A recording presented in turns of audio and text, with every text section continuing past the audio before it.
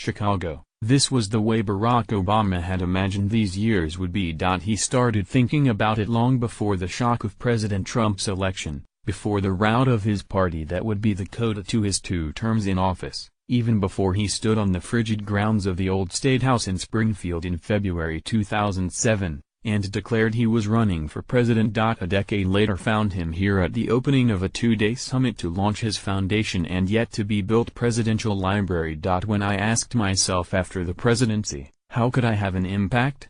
Obama said, the thing that was most exciting for me was the idea of creating a hub, a venue, a place, a network in which all of these young people across the globe and across the country, that all of these young people from every race, and every background and every religion could start meeting each other, and seeing each other and teaching each other and learning from each other. For the former president himself, it was a literal and spiritual homecoming, at a downtown hotel just a few miles from the housing projects where he found his early calling as a community organizer in the 1980s, and the lakefront park where he and nearly 250,000 supporters celebrated his election as the nation's first African-American president in 2008.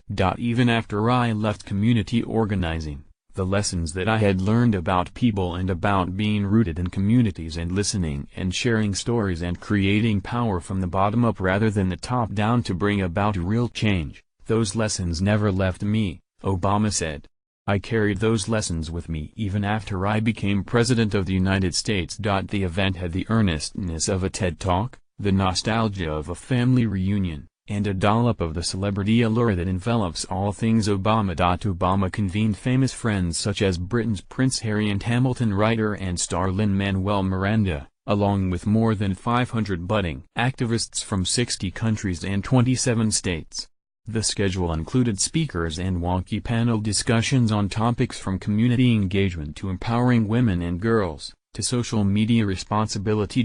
He's bringing together strands of his past and things he was particularly excited about during his presidency, said Susan E. Rice, who was Obama's United Nations ambassador and national security advisor. The former president never mentioned Trump, and made only an oblique reference to the current divisiveness. The moment we are in right now is the tail not the dog, Obama said. What we need to do is think about our civic culture, because what's wrong with our politics is a reflection of the problems in our civic culture. Even before he announced his bid for the Oval Office, Obama was considering how he would spend these years. He would be the 5th youngest man to be inaugurated, the nation's chief executive, which carried the presumption that he would be given far more years than most to shape his legacy and manage a last act. That, in fact, was part of why Obama made what many believed to be a premature, even impudent leap by a 45-year-old, first-term U.S. Senator over others who had been climbing the ladder far longer. It appealed to him that he would be a relatively young man when he finished his presidency, and he would have a useful life ahead, said David Axelrod, his chief political strategist. He imagined that his post-presidency would not be a twilight but a luxuriant afternoon heavy with possibility. Circumstances, however, have brought another, more urgent set of forces with which Obama must grapple. His party is shut out of power and lacking in leadership. His successor is intent on tearing down his greatest achievements, healthcare overhaul, an international climate accord, the Iran arms deal, new procedures to spare from deportation children brought to this country illegally by their parents, and so much more. To be honest, I inherited a mess, Trump said shortly after taking office. We'll take care of it, folks. There are those who say that the 44th president is the best possible figure to lead the resistance to the 45th. Obama is not among them. He has been exploring the lucrative side of his new membership, the world's most exclusive club, giving six-figure speeches to corporations and private groups. He and wife Michelle also signed a combined book deal worth an estimated $65 million to write their memoirs. Ex-presidents are also bestowed a status as international elder statesmen.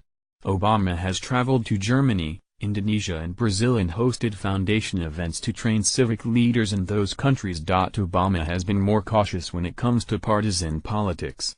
He has said he will weigh in occasionally on specific issues. A few weeks ago, he returned to the campaign trail for Democratic gubernatorial nominees in Virginia and New Jersey. He has noted, "I believe in the wisdom that George Washington showed.